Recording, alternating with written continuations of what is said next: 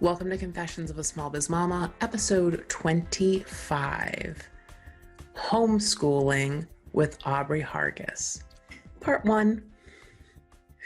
Okay, so the reason this is part 1 is because we had so much amazing content. And it's funny because we didn't even get to finish our entire interview because my power went out. Yes, of course. But we had so much great content that we decided to split it into 2 episodes. So let me tell you a little bit about Aubrey. So first of all, I'm like a huge fangirl of Aubrey's. I've been following her for about 1.5 years now. When Jeff and I had made the decision that we wanted to homeschool Eric and we got more interested in Montessori, we found Aubrey. Aubrey is a lifelong Montessori advocate. She is an AMS certified guide. She has homeschooled her own 2 children in Montessori. And she is like one of the most calming people I know.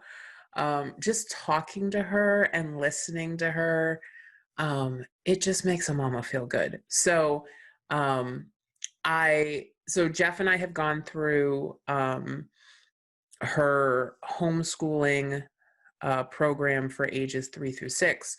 And I'm also a member of her constellation group. And I will talk more about both of these groups and how you can find Aubrey at the end of the episode. You can also go to smallbizmama.com and search for episode 25 to get all of the information about this show, and also sign up to get information about the next episode as well. But Aubrey she's a phenomenal resource, and I'm so excited. So in this episode, we are going to talk about homeschooling.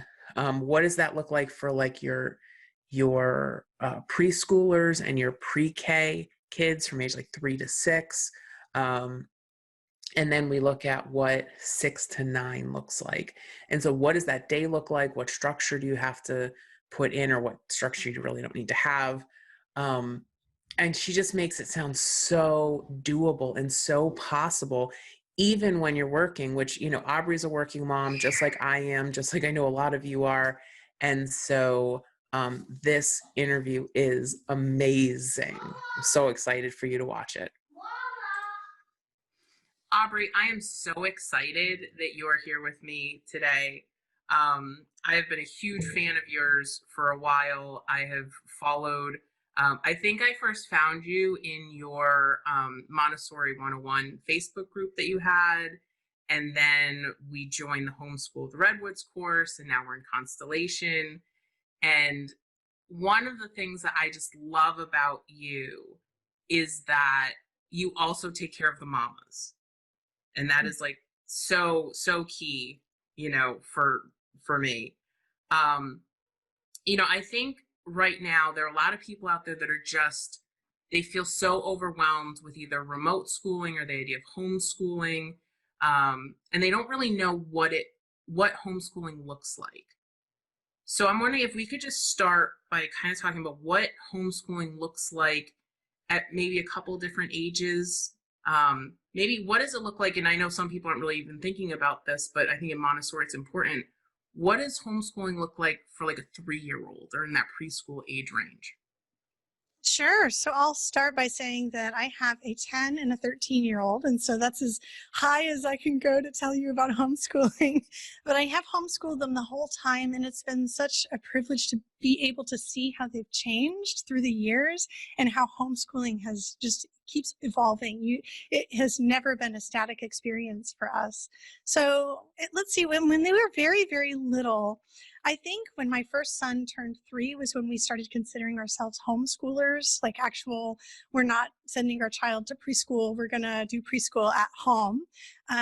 And that year I had a newborn with me. So I had a little baby and I had my little 3-year-old, and I was coming from a teaching background where I knew what classroom teaching was supposed to be like. And I knew about the Montessori classroom and what, kind of magic goes on inside Montessori schools, because it can be really, really amazing to watch these young children doing such high level work independently. And after teaching, I knew that it was possible to see that in a classroom and to teach those children in the classroom, but I didn't know that it was possible to do it with my own child or what that would look like or feel like. And it turns out that it feels really different than being a teacher in a classroom. I think that being a parent, that you mentioned nurturing the mama, why I think that you cannot separate the parent education from the child education. We were talking about homeschooling, is because we live inside our homes too. And so homeschool environment includes all the things that I need to do for my baby, for the siblings, for my 3-year-old, the conversations I need to have with my husband in the morning or the evenings, like all of that is part of our homeschool life. And at age 3, it was extremely, extremely simple. We led our week through a very basic rhythm. I think we tended to, at that age, I had a baby, I would kind of dress the baby, change the baby, at least a couple times, nurse the baby like twice before getting out of the house. And then we try and get out of the house around 10 o'clock and we go for a little walk to a playground. And it was really as simple as that for starting our day. We'd stay at the playground in the morning for at least an hour and hang out. And of course, this is before the pandemic, long before the pandemic. So it was easy to meet other kids and play with other kids. But I think even if you're by yourself out and about in your backyard, having your outside time playing is so important. And it can't be, it really just can't be overlooked at this young age group. Homeschooling at that young age does not need to be an academic experience. It doesn't have to be a schoolish experience. It literally can be your child playing in nature, you enjoying them, coming back home. And I think we would come home and we would have our lunch together. And then it was nap time for my baby. And my 3-year-old was not napping anymore because my children dropped their naps really, really early. And then I would have a little bit of lesson time with my 3-year-old. And so that we would have some alone time together. I might give a little Montessori lesson, not something really intense, still following him and his interests, but just have that one-on-one kind of time with him to teach him. And it just felt really good. And then in the afternoon, after my baby would wake up, we would just spend the afternoon playing together. And it was usually like Duplos or trains or me reading stories while nursing the baby, just relaxing at home until it was time to kind of make dinner.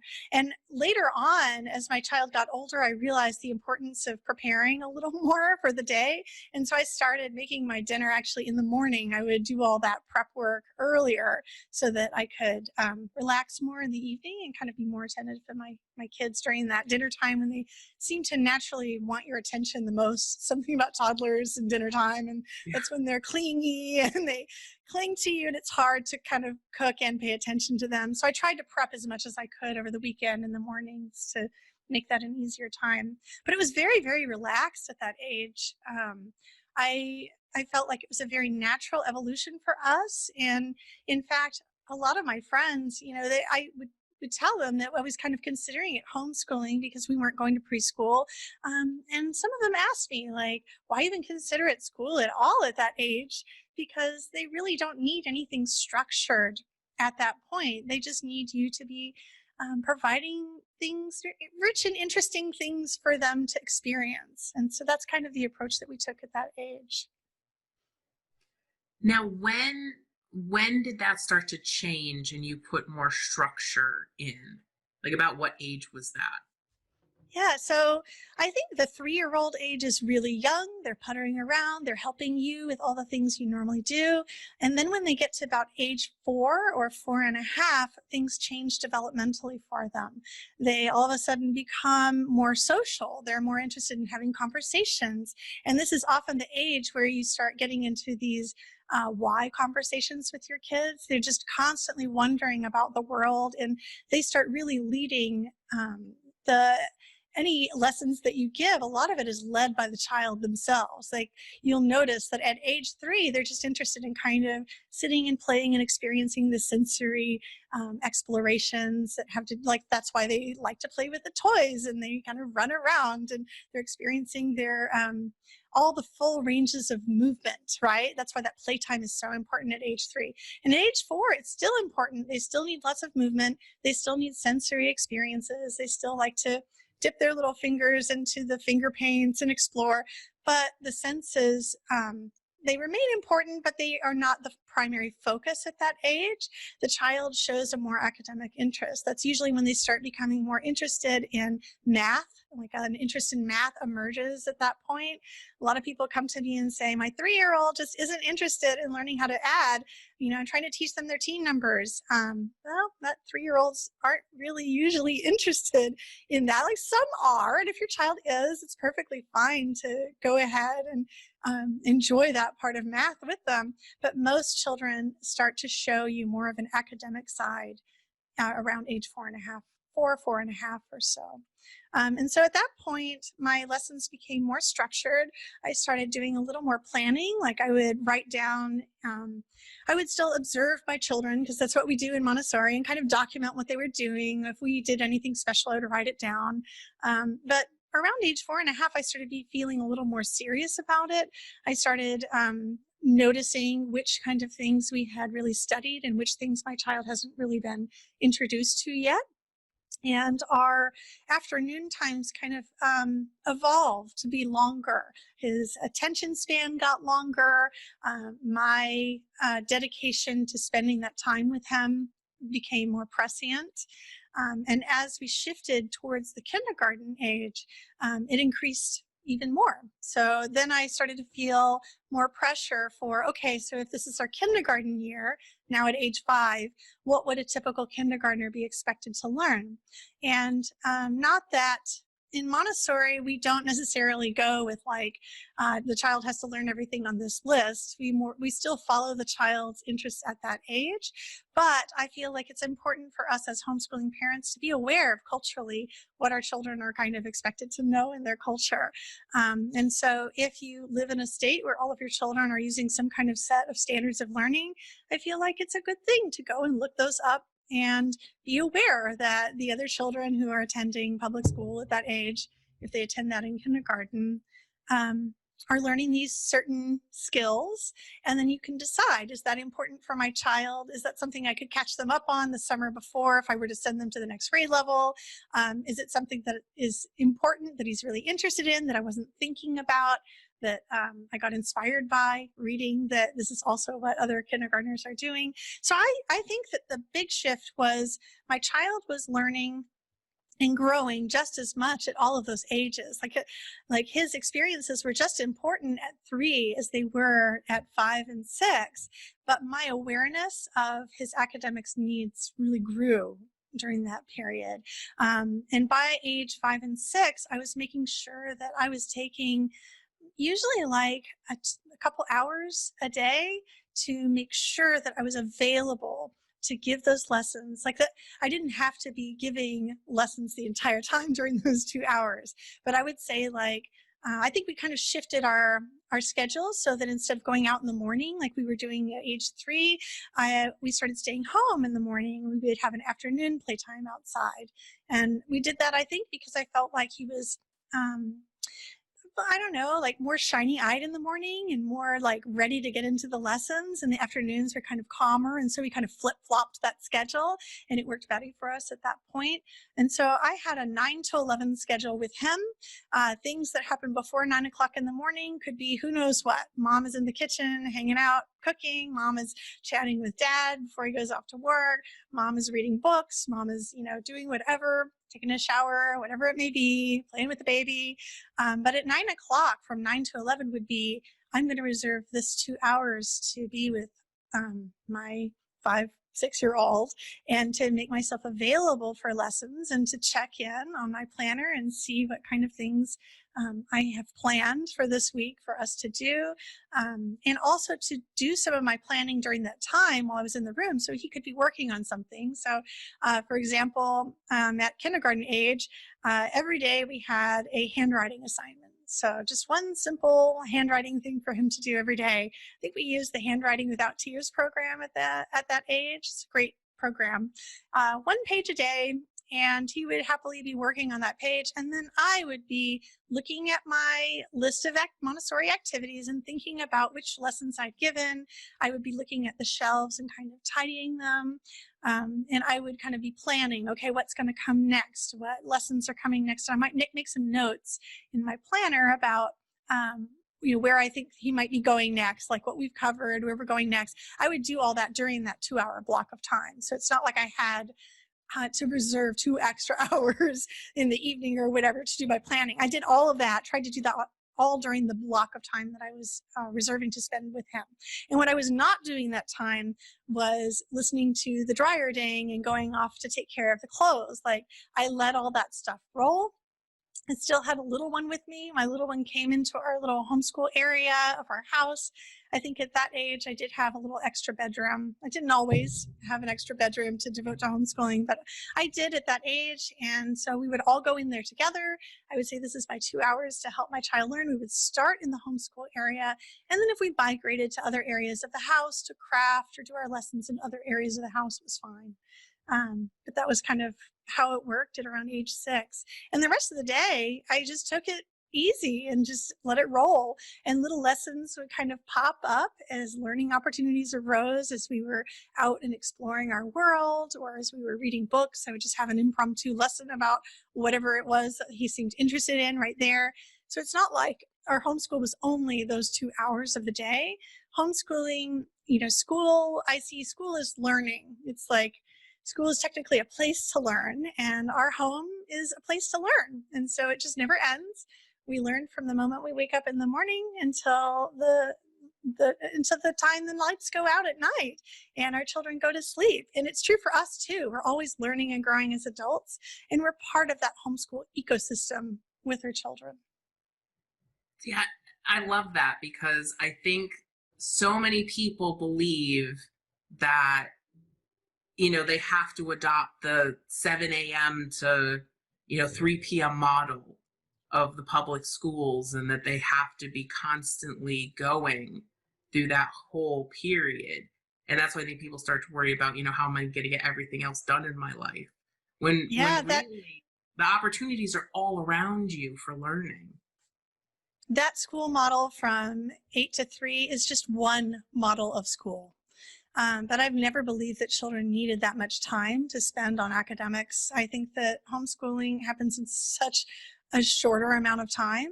And when you think about what they're doing during the day at school, it's all kinds of different things. It's not necessarily working on their, they're not in direct instruction with a teacher the whole time. And if they are, honestly, I feel like, especially at the young ages, at kindergarten age, I don't personally believe that kids need to go to school for that long. Even as a kindergarten teacher, I felt like my children were best and bright-eyed in the morning, and then afternoon they were tired, and the afternoons were relaxing. I tried to keep it as low-key as possible, but I honestly just felt like my job was to keep them safe and happy until their parents could pick them up in the afternoon, because I just didn't think that they needed school that long. Everything that they needed, we really could get done in the morning, even in a school setting. Okay, so wasn't that awesome? Like, it's funny because after listening to Aubrey, like, it totally sounds doable, even when you're working from home, even when you have a busy schedule. Like, I love the way that she broke down like what the day looks like and what the week looks like, and it's just love it. So if you want to learn more about Aubrey, the best thing to do is to go to childoftheredwoods.com. Okay, childoftheredwoods.com. Don't worry, it's going to be in the show notes. Just go to smallbizmama.com and look up episode 25. But she's got lots of great resources there. If you go to her page, Right up at the top, there's a Montessori homeschool planner with a free mini course. There's lots of articles, there's lots of content, like our homepage breaks it out depending on what you're looking for. If you want to learn more about Montessori, if you want to get activities for your toddler, your preschooler, learn how to homeschool, how to be a calmer parent, like it's all there. It's all amazing. Go check it out. And next week, for episode 26, to give you a little teaser, we are going to be talking about what homeschooling looks like for the older kids. So if your kids are 10 or older, those middle school kids, starting to think about high school kids, that's what we're going to talk about next week. There's a ton of great resources, and so you're going to want to check out that episode. Even if your kids aren't there yet, there's some really great resources that even some of the younger kids can use. So I can't wait for you to listen to that episode. I hope that you will visit Aubrey's page. Let us know what you think. Leave us a comment down below if you're listening or watching on YouTube, and let us know, respond to any of our emails or on our social media. Let us know what you thought of this episode, because I thought it was fantastic. I had tons and tons of notes when I went back and listened to it again. All right, mamas, thank you so much. I'm so glad that we could bring you this content, and I will see you next week. Take care. Thank you for listening to Small Biz Mama with Kristen Ingram. If you'd like to learn how to create more margin in your life, please visit us at smallbizmama.com. That's smallbizmama.com.